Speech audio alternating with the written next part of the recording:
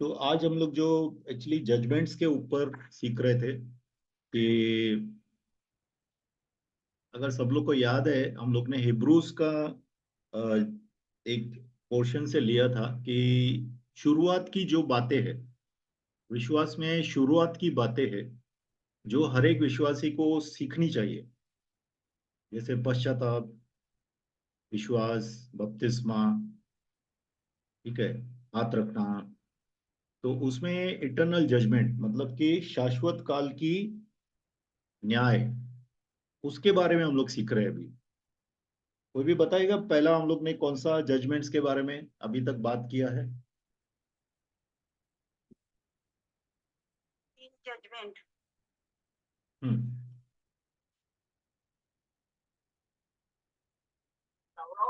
कौन सा?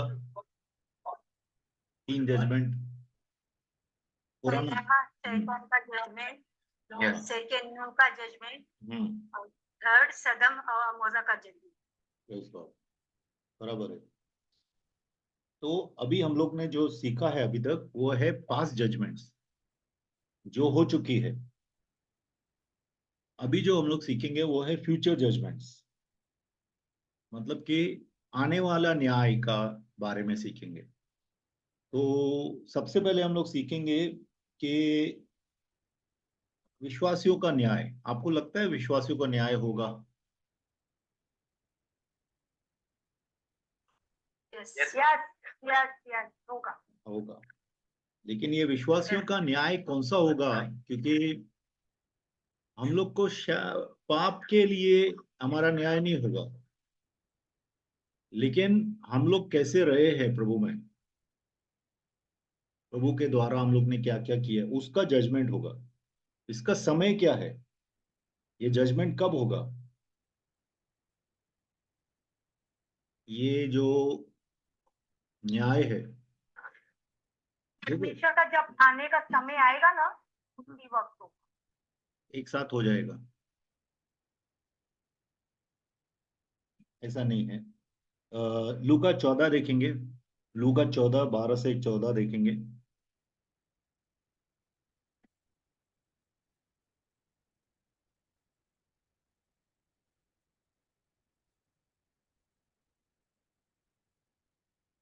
तब 14 12 से 14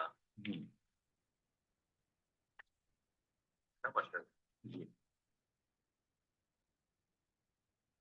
तब तब उसने अपने नेवता देने वालों से भी कहा, जब तू दिन का या रात का भोज करे, तो अपने मित्रों या भाइयों या कुटुंबियों या धनवान पड़ोसियों को न बुला।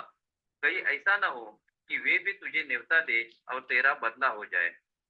परंतु जब तू भोज करे तो कंगालों, टुंडों, लंगड़ों और अंधों को बुला। तब तू धन्य धन्य होगा, क्योंकि उनके पास तुझे बंदा देने को कुछ नहीं, परंतु तुझे धर्मियों के जी उठने पर इसका प्रतिफल मिलेगा। हमें हालेलुया। धर्मियों के जी उठने पर उसका प्रतिफल मिलेगा। अभी धर्मी लोग कभी जी उठेंगे? आपको क्या लगता है? देवदास भाई को हम लोग उनका बॉडी को डाल के आए थे जमीन के अंदर, तो कभी उठेंगे फिर वो? उठेंगे नहीं उठेंगे? उठेंगे जब परमेश्वर आएंगे ना, तभी। उस समय को क्या बोलते हैं?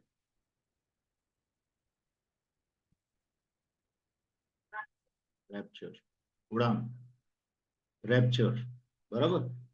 तो उड़ान के बाद जो है, देखो, धर्मियों के जी उठने से कितना पुनरुत्थान कितना किस्म का है, कितना बार होगा? पुनरुत्थान 2 बार होगा। एक पुनरुत्थान होगा धर्मियों का, दूसरा पुनरुत्थान होगा पूरी दुनिया का, ठीक है। तो जब धर्मियों का पुनरुत्थान होगा उसको हम लोग बोलते हैं उड़ान, रैप्चर, ठीक है। उड़ान के ऊपर एक वीडियो है, आप देख लीजिएगा मेरा इस पे। तो उड़ान के बाद जो है पूरे के पूरी दुनिया में ट्रिब्यूलेशन चालू होगा, सताव चालू होगा। और वो सताव कितना साल का होगा? 7 साल का होगा। 7 साल का सताव होगा, तब कलीसिया उठा ली जाएगी। तो कलीसिया जब उठा ली जाएगी, तो कलीसिया जो है यीशु मसीह के साथ स्वर्ग में जमा हो जाएंगे सब लोग। ठीक है, सब लोग, जितने भी लोग हैं, जितने भी धरती पे, देखो जब यीशु आएंगे तो रैप्चर के टाइम यीशु जो है धरती पे पाँव नहीं रखेंगे, प्रभु आसमान में आएंगे। मतलब है ना, हम लोग गाना गाते हैं, नीले आसमां के पार जाएंगे, मेरा यीशु रहता वहां, बराबर। तो वचन में लिखा है कि प्रभु जब आसमान में दिखाई देंगे, तो जैसे कि जहाँ गिद्ध जमा होते हैं वहीं पे लाश होती है, बराबर, वैसे ही यीशु मसीह जब जाहिर होंगे, तो पूरी दुनिया में जितने भी बिलीवर्स अभी तक गड़े हुए हैं, जिनको गाड़ के रखा है, कितनों को जलाया होगा, और बराबर कितने लोग समुद्र के पानी में डूब के गए होंगे, बहुत सी चीजें हुई होंगी। तो हर एक अपनी शरीर को उठाएगा, ठीक है, उसको यीशु मसीह का जो ग्लोरीफाइड बॉडी है, वो ग्लोरीफाइड बॉडी मिलेगा। ठीक है, महिमा का जो शरीर है वो हम सबको मिलेगा। ठीक है, और महिमा का शरीर मिलने के बाद जो जिंदा हैं वह सीधा उनका रूपांतर हो जाएगा, और जो लोग कब्र में हैं या जो प्रभु के पास चले गए हैं ऑलरेडी, उनका आत्मा, वो अपने अपने शरीरों को लेंगे, और हम सब फिर उठा लिए जाएंगे रैप्चर में, और 7 साल तक हम प्रभु के साथ रहेंगे।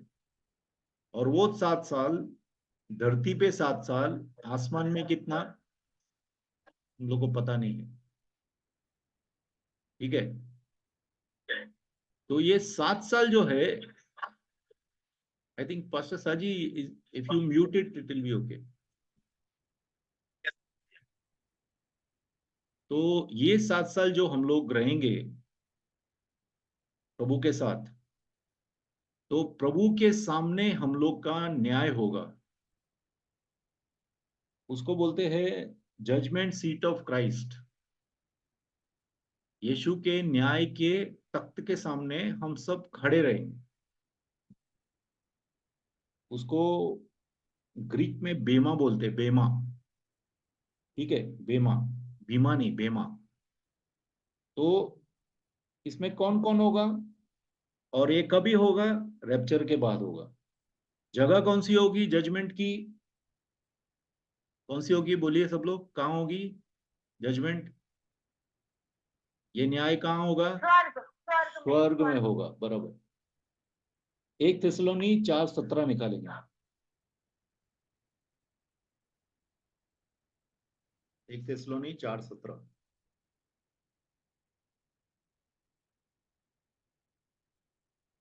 एक एक चित्तनियों 4:17। जी।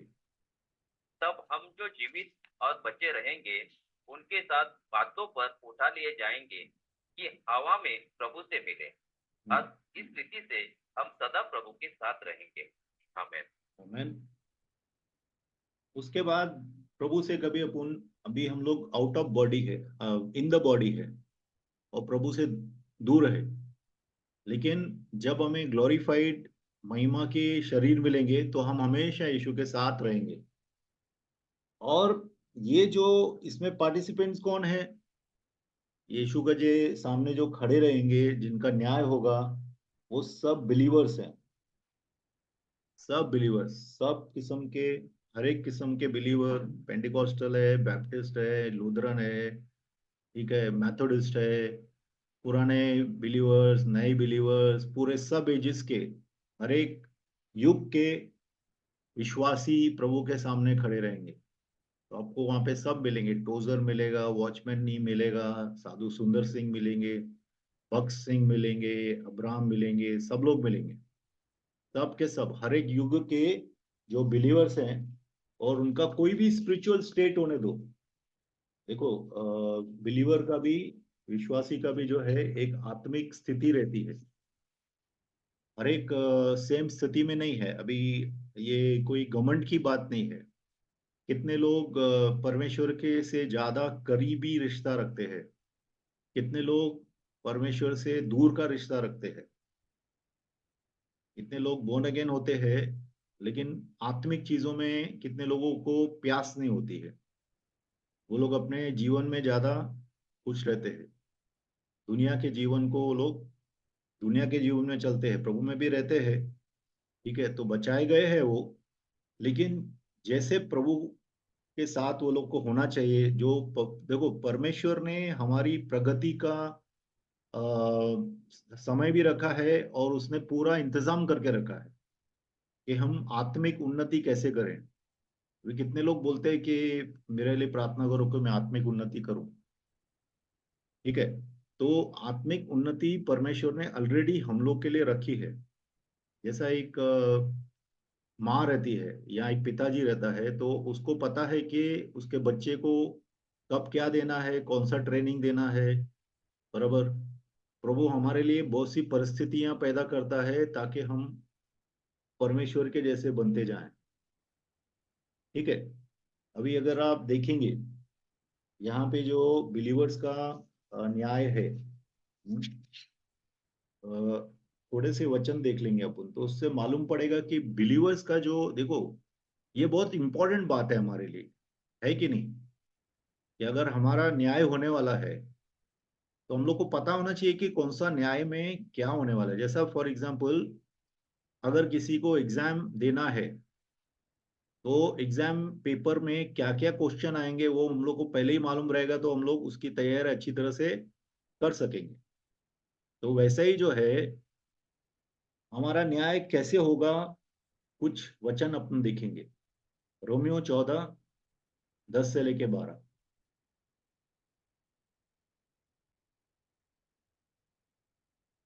रोमियो 14:10 से लेके 12।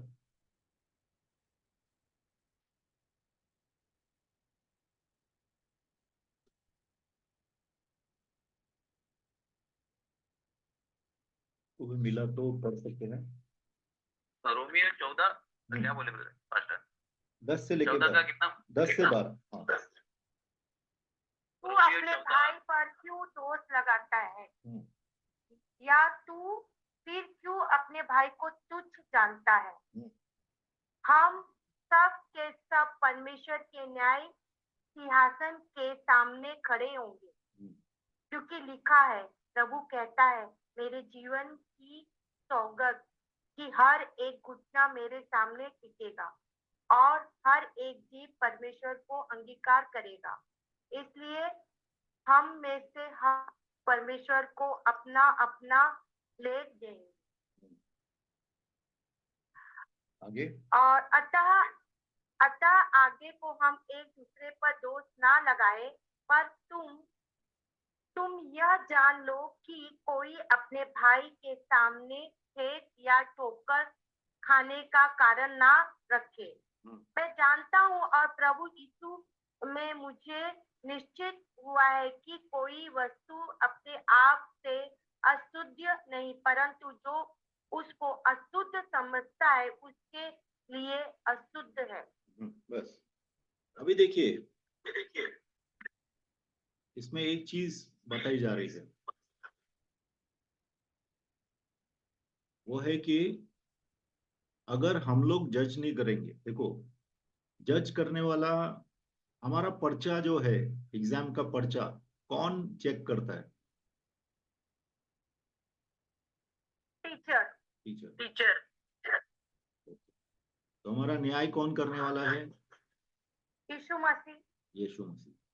इसके लिए हम कितना बार, यहाँ पे प्रभु का वचन क्या बोलता है कि सब लोग को परमेश्वर के सामने हर एक को अपना अकाउंट देना है। अभी आप ऐसा मत सोचो कि कोई पास्टर है या प्रॉफिट है या कोई बहुत ज्यादा सेवा कर रहा है, या कोई सिर्फ जॉब करके परमेश्वर के पर विश्वास करता है और जब जब मौका मिलता है एवेंजलिज्म करता है। सबका न्याय एक ही जगह पे होने वाला है। सबका न्याय जो है एक ही मापदंड है, प्रभु को एक ही मापदंड है। ठीक है, तो इसके लिए हम लोग जो अपना जीवन है, हम फियरफुली चलना चाहिए। फियरफुली मतलब डर के साथ, परमेश्वर का डर हमारे दिल में रहना चाहिए। कभी भी हम लोग ऐसा सोचते हैं कि हमारा न्याय होने वाला है? हम लोग कितना बार नहीं सोचते हैं। हम लोग सोचते हैं हम लोग तो अभी अनुग्रह में है, तो हम लोग कुछ भी कर सकते हैं। लेकिन प्रभु का वचन बोलता है कि हमारा न्याय होगा, लेकिन न्याय हमारे पाप का न्याय नहीं होगा, क्योंकि पाप प्रभु ने क्षमा किए हैं। ठीक है। लेकिन पाप के सिवाय भी बहुत सी चीजें होती है, जैसे कि हम लोग कैसे जिए हैं, हमारे समय का उपयोग कैसे किया है। ठीक है, कुछ वचन और देखेंगे, अपने क्लियर हो जाएगा। 1 कुरिन्थी 3:12 देखिए।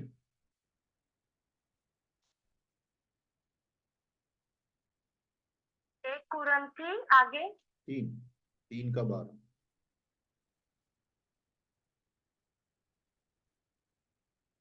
1 कुरिन्थियों 3 का 12। 12-13 पढ़िए। 12-13। हाँ, यदि कोई इस यदि कोई अ, एक मिनट। यदि कोई इस नींव पर सोना या चांदी या बहुमूल्य पत्थर या काठ या घास या फूस का रद्दा रखे, तो हर एक का काम प्रकट हो जाएगा, क्योंकि वह दिन उसे बताएगा, इसलिए कि आग के साथ प्रकट होगा, और वह आग हर एक का काम परखेगी कि कैसा है।